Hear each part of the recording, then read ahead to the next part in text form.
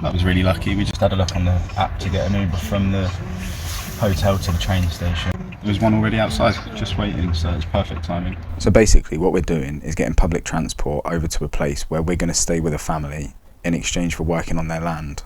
So we pay for no accommodation, they feed us, and we work for them for a set amount of hours every day. Fares and tickets are over here. Okay, we've got the tickets. To travel for an hour and a half, I don't know how many miles it is, or kilometres. I mean, we're going from Brisbane to... From Brisbane to Landsborough, it's an hour and a half north, and for both of us it's cost $1, which is 50 pence. So it's 25 pence per person to travel for an hour and a half on a train. So now we're going to get coffee, which is probably going to cost 4 times as much as the train, and sit for 20 minutes before we go to the platform. If you didn't already know this is such a cool hack. You can use Google Maps to give you directions using public transport. So if you know where you're going but you don't know how to get there, you just pop it in on Google Maps, click public transport, and it will tell you how long it's going to take, whether you need to get a train or a bus. You can select different options for different times. You can select whether you want to be there before or after a certain time. It's brilliant.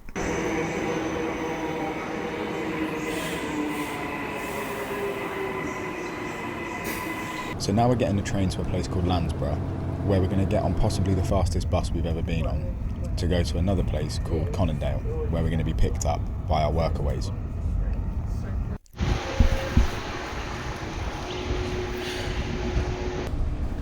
Now I haven't sped this video up. This is literally how fast the bus was going.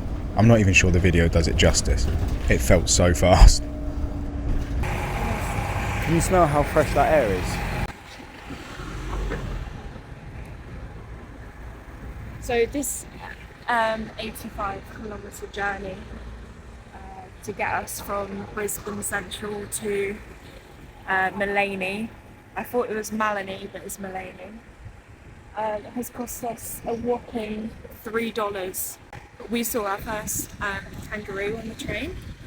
We hadn't long gotten out of Brisbane really, and we saw it. Just after a place called, I did write it down, Mailsford. Yeah, let's go find some food.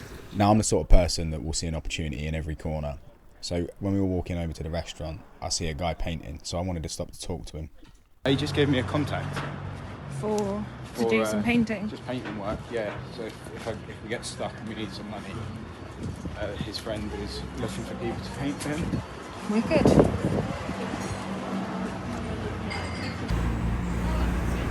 This looks amazing.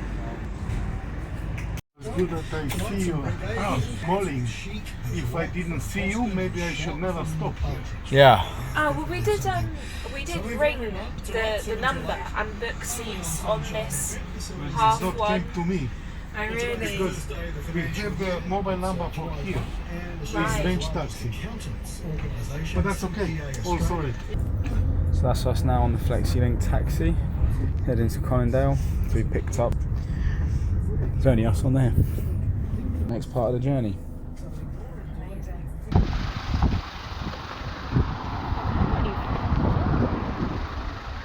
Here we are. That's our taxi over there that's just dropped us off. Our host gave us instructions to get dropped off at the end of Athens Road by the bus shelter, and that's where we are. And if you can't tell, we're in the middle of so I've just turned around and said, Danny, this wouldn't be ideal if didn't exist. That would not be ideal. But there are signs for just there, which I think is where we're actually going. That'll be the eco village. Yeah, the eco permaculture village. And funnily enough, when we were just in Mullaney, fucking hell, at the cafe we had lunch at and a coffee.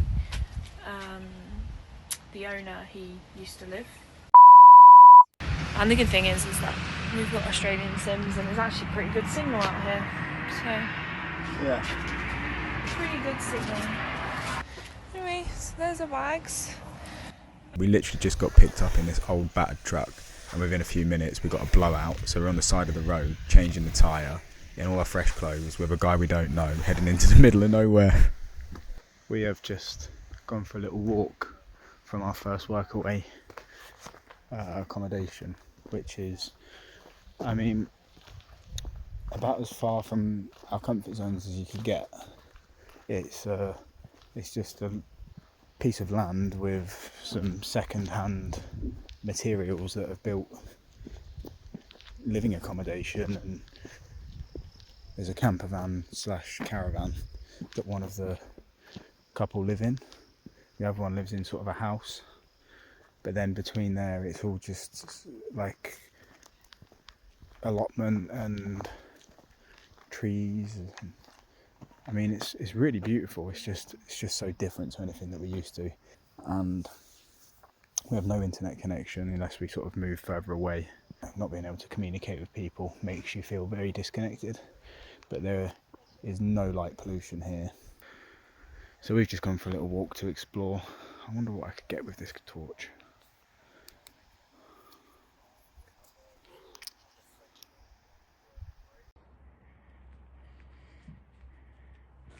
What the fuck is it? It's very cute. There it is.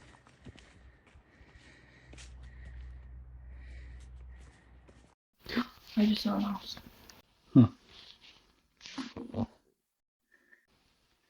Just went from under there. So that was one thing they said, don't leave doors open because mice come in, and then when the mice come in, the snakes smell them and the snakes fly.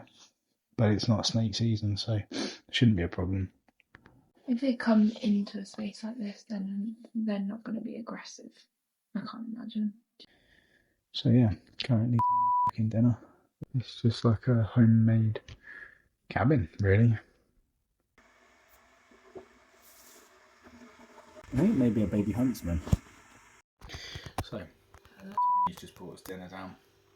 Yeah. Which is, they're vegan, so potatoes cooked with like dill, salt and pepper, mushroom and onion sauce with like some vegan sausages cut up in them, which tastes really, really good. And we only had an outside toilet, so if you wanted to go for a wee in the night, this is what you had to do.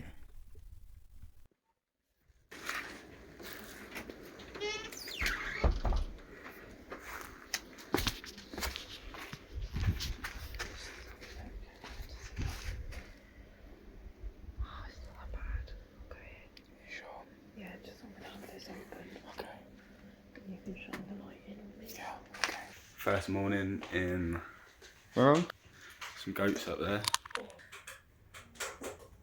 Oh, crikey. That's Shadow. That's Spark coming up behind him. They're the boys. This is Louise getting ready for work. Do you like my Sandals and socks? sandals and socks? With the leggings? Yeah, they look great. Thank you. I'm wearing the only pair of smart trousers that I brought with me. Also the only pair of trousers that I brought with me that I expected to be wearing when we went out for dinners and all that kind of fun stuff. Turns out I'm going to be working and gardening in them. And this is where we slept. The bed isn't particularly warm. It's very, very hard. I mean, I like a firm bed, but that's a very hard bed. And then these windows here, they don't actually shut. It's just a net and then glass slats. And they just wobble in the night. They just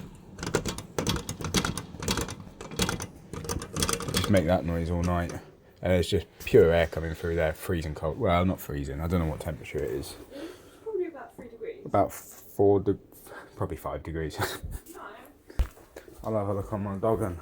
Let's see who's more dramatic, me or Louise. 10 degrees. No. 10 degrees apparently. But through the night, obviously it was a lot colder when there was no sun. You can just hear the wind. And this is the view that we wake up to. So we definitely felt a little bit nervous last night. Being in a new place, being thrown in the deep end. But we woke up this morning with a little bit more enthusiasm for it. Now we've made it through the night. I didn't know if we'd make it through the night. Neither did I. And there was a little baby huntsman spider running across the floor. within about 20 minutes of us being in here. So today we're going to continue building the raised bed sleepers for them to grow, I guess vegetables and plants and things. We've just mucked out the goats, cleared a load of bamboo that's been removed and trimmed. Now it's important to say, between mucking out the goats, digging the 6-foot holes in the garden and having lunch, there were a few things that happened which made us feel quite uncomfortable, and that led to us packing up our stuff and making a swift exit. No, he didn't like it. He's coming. We're looking for a red Toyota RAV4. We're gonna live. Turns out he's gonna be